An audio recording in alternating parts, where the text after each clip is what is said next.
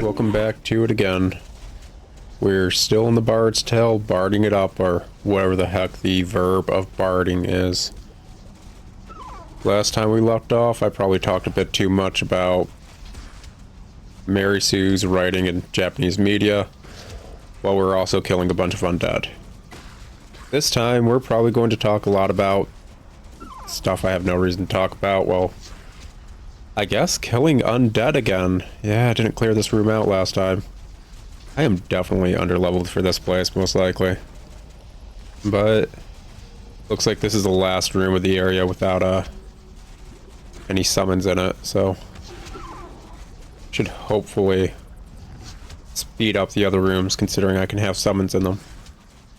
That and these dudes aren't super dangerous.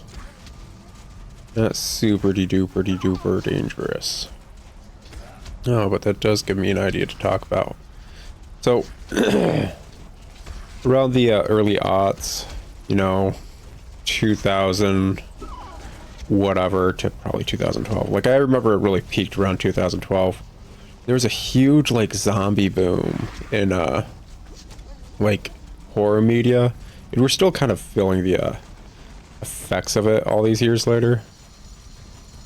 Oh, jeweled sword, money. Money. Just general money. Okay. I did spend like 4,200 in this place. Is this a place where the treasure map took me? I don't know. I did spend 4,200 to get a treasure map. No clue if that's this place. Hopefully I can make that money back. Should have bought the other stuff from the, Note to self. Don't summon people till we get past the spike traps. It will kill them. They do not have the AI to go around spikes. Oh, what do we got here? Dead bots tell no tale. Wow. What wisdom.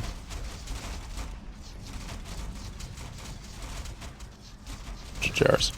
Oh yeah, it's just more undead. Okay, yep. I'm just gonna... There we go. Get this girl out, because she's got, like, rapid fire shots at range. Show me the target. Just perfect for these dudes. There's a huge, like, zombie boom in, like, the media that had been slowly building up during the 90s. So may as well just kind of talk about zombies in general. Because, like, yeah, there's the media boom and people know about them now, but, like, there's a long time nobody knew what the heck zombies were. Because, zombies as we know them, excuse you, aiming, hashtag rude, is completely, zombies are completely different in the media, how they are portrayed in almost anything. Theology and mythology wise. Like, the zombies as we know them is just kind of like a weird chimera of a bunch of undead from different cultures. And I think we have oh gosh, who was the director for Night of the Living Dead? He did a bunch of like zombie flicks. I can't think of his name. Oh, that's really rude of me. I'm sorry. I'll probably put it up on screen right now. But like, he did a bunch of, like, zombie flicks, and we got our idea of what a zombie was from Night of the Living Dead, and, like... Ooh, that had to hurt. Yeah, I'm certain that jar is really filling that one. Is there another wall thing? I want the talkie walls. But, did a lot of flicks, but that first one, Night of the Living Dead, was very unique because it had his version of zombies in it. You know, when zombies don't really exist as that beforehand. These dudes are the grabbies. All too easy. Don't aim at the one through the wall, man. You're That's a little el soft, aren't you? stupido. Also, a little side tangent. I love how every insult in Spanish is just prefaced with the in Spanish. Just L. That with my eyes closed. It's freaking perfect. What a faction. But we didn't have an idea of what regular media zombies would be before Night of the Living Dead. If you go back and watch Night of the Living Dead, I'd highly recommend it. I don't like movies, and I'd recommend that one. It's a movie you need to watch with the mindset for the culture. It's very, almost political in how it handles various people. The black individual and nobody really listening to him because he's black. I'm just getting cut down as another other.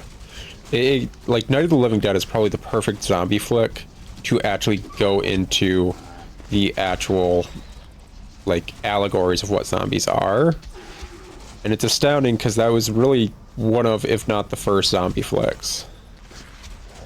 Undead before that in media were like Abbott and Costello's The Mummy. Not exactly something to really go off of. Or maybe Frankenstein and all that stuff. Basically just showing Frankenstein's monster. Show me the target. I'll show you the money. But so we had Night of the Living Dead, and it just kind of did everything right for the era. You get a gist of stuff, especially if you go into it with the mindset of there isn't anything like this in the era. And that's a lot of issues with going back to older media, is actually trying to look at them as they were at the time frame. And that's what's leading me to this next freaking tangent. My best friend growing up was always obsessed with Resident Evil since it came out, as his mom stupidly, idiotically let him play it when he was like 7 when it first released. So he's been obsessed with it as a kid. And it led to me, because I was his best friend, growing up with a lot of opinions about Resident Evil, even though I'm not a big fan of the horror genre. Oh, come on. Bullseye. These dudes are just perfectly positioned to make it so I can't hit them through the door frame. But it led to me having a lot of opinions about the horror genre as a whole, and mainly Resident Evil games. The first Resident Evil game, honestly, is perfect in so many weird ways that nobody really talks about. And it's because, like, they're great in those ways if you look at them for a game of that era, especially as a media piece from that era. In 1997, like, zombies were not household norms. You play the first Resident Evil game and they call all the T-virus infected individuals as monsters because the people in that, like, game in universe don't know what they are. Nobody knows what the heck a zombie is. This isn't like post 28 Days Later or Walking Dead universe. This is pre that stuff, and nobody's dealt with this. The Night of the Living Dead, Day of the Living Dead, Dawn of the Living Dead, like, all that stuff's really campy films that, like, not everyone's all for. Kind of stuff you kind of just,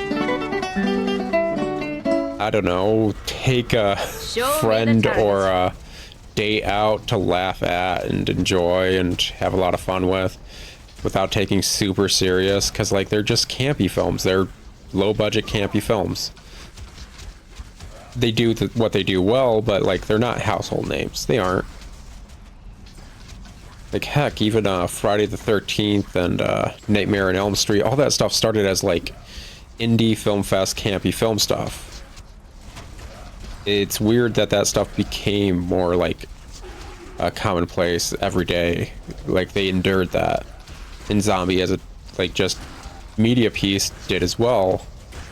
So in 1997, when Resident Evil hit, like, yeah, people in universe obviously would call them monsters. They're not people, they're people-shaped things that are eating other people, and it is weird. So you get that whole, oh, let's see here. What do I, well, obviously luck. Should probably put points into some rhythm. Luck has a subtle effect on many aspects of the bard's adventures. Basically, what I was doing off screen, if you don't have 2 points into a skill, it doesn't really give you a modifier. So this like 15 here Rhythm allows the bard to play magical tunes. isn't with as greater useful skill, as if I had it at enhancing the a statistics 16. of summoned It's actually the creatures. same aspect of me having a Rhythm allows the bard to play 14. magical tunes with greater skill, That enhancing the statistics narrator. of I summoned love you, but creatures. kindly shut the fuck up. I know how these stats work now. Dexterity, since it's at 6, if I wanted it to be less sucky, I would actually need to get it to an 8. I want charisma to not have a negative modifier, in other words, a -1 to it. I need to add 10. I need to put 2 points into any of this for it to really show anything. It's D&D rules, modifiers, all that stuff, which isn't bad, but it also is like, am I going to put one of my stat points towards any of this stuff just so I don't have a -1 or a -2 modifier when I can keep, like, just supercharging the stats I do want to get, like, +5 or even higher. I don't know what the max stats available for this will allow me. But just, like, a plus whatever modifier to things I do want. And honestly, I think even though I'm using a bow, I'm not sucking at a bow. High dexterity They have allows items the that bard kind to of inflict just... greater damage with ranged weapons. Narrator, like I said, I love you. A bow, I can just upgrade the bow and do like 2 less damage to its 9 to 30 damage that it's going to do. So I'd be doing 7 to 28 as opposed to, I don't know, 9 to 30 when it's at 6 dexterity. So on and so forth. Luck, though, I don't know all the things it equates to. Obviously, more items drops, which is going to make it easier to get better equipment. And rhythm's going to affect my summons by adding just a percentage modifier onto them. Vitality would probably be worth putting points into down the road. And charisma is just going to save me money, so I don't really need that. Anyways, that's my logic. Whatever, moving on. Oh, I get a feat this time. Fun, fun, fun.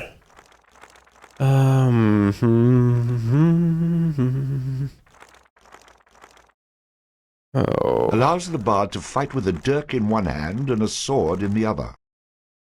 A powerful charging attack which stuns enemies, used with a sword skill. The bard will automatically bash with his shield after blocking, stunning his enemy. That'd be useful in melee. Flail, being able to equip them, I'm probably going to go with flails, as long as I can buy Allows more. the bard to equip and use a flail. They're basically able to ignore blocking, kind of like the bow and arrow, but melee, I don't know if they're two-handed or not. If I can use a shield with them, I'm going to go with the shield bash, basically, so I can block, stun them, and just go to town with the flail. Oh, she actually lived through that. Astounding. Oh, that's what all this noise was. I'm gonna go pop a save. I know I'm going to die to that. The fun thing about popping the save is I need to take a hit just to get to the save. So now I need to heal up just so I can go back across. Oh yeah. Oh. Okay. Let's get Heck Tilda over here. Anyways, Resident Evil handled, like, introducing zombies in a way that fit in universe. Nobody in universe knew what they were. People playing the game didn't know what they were unless they were diehard fans of that, a specific subgenre of horror movies, basically, and horror media as a whole.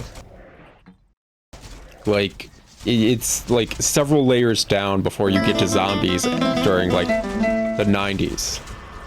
So yeah, people playing the game don't know what zombies are either, and that just like adds to how good Resident Evil was as a game. You didn't know what was going on.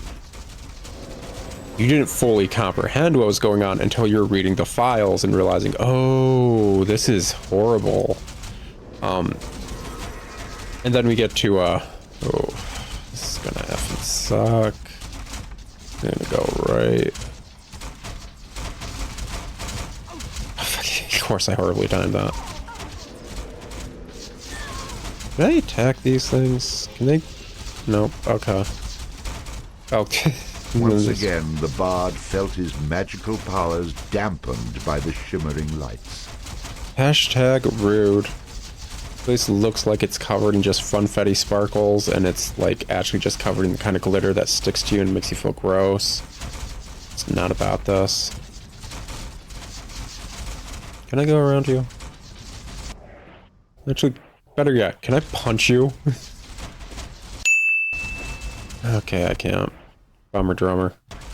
Oh well. I suck at timing things. When it honestly comes to bows and arrows and just timing in games, I'm horrible at it. I really am. I know my limits, and honestly archery is usually what the heck it is. Oh. Alright. Good to know. New trap. Can I use an adder stone? Is this gonna actually work? Okay, it seems like it's gonna work. Anyways, another aspect of Resident Evil as a, gosh, I don't even know what those dudes got going on to be able to do that. It's very weird looking. Another victory for me. Ah, yes, the wondrous bard, slayer of barrels and destroyer of mead. Inconceivable. And so the bard met his inevitable and much deserved fate. Okay, like, I was expecting the wall crushy trap to be a different color, because the wall crushy trap was a different color the first time I came across it. Ultimately, that was my fault, but I'm still gonna blame the game for giving me obvious, like, context clues to how this works, and then just immediately taking those context clues away. It is actually faster just to summon this lady and then summon her after, isn't it? I think my MP just charges faster than my health. Okay. Let's go. Yep, she's down. And my health just charges a heck of a lot slower than my MP. Gosh. What everyone wants in their action RPG. Waiting. And you can't say otherwise, because a lot of people play MMOs, and what's that? Just a lot of waiting and a lot of them. Alright. Come to me, Hagtilda. Somebody in need of healing? Top me off if I still need to be topped off. Nope. We're good. Okay. This can't be. Have I mentioned I'm bad at games? Because, I really am bad at games. Well, until I, like, just get stupidly hyper-focused on them and just, like, stop noticing things around me. And at that point, I'm only serviceable at games. Somebody in need of healing? Yeah, hit me up. Alright, let's go. Yep. Lovely. Oh, I just spent earlier in this episode talking about, like, yeah, this is how I think I'm going to be doing the stats. Maybe vitality would be good, but I'm not going to do that right now. It's just like, yeah, die. You don't have enough health to survive this. Die. Oh, hubris. How do you teach me so many great life lessons that I just love failing in your class about? Somebody in need of healing? Alrighty. Let's go. Well, Once again, the bard felt his magical powers dampened by the shimmering lights. there we go. And then we've got Whoa, that snapped me into it. That is hashtag effing rude. Puppy kind of deserved it, but not me.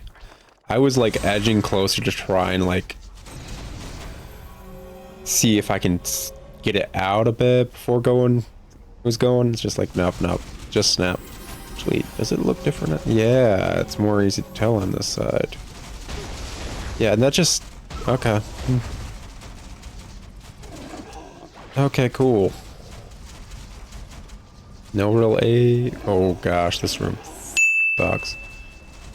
Considering I can't leave it. Oh, this is gonna suck. I just picked that up.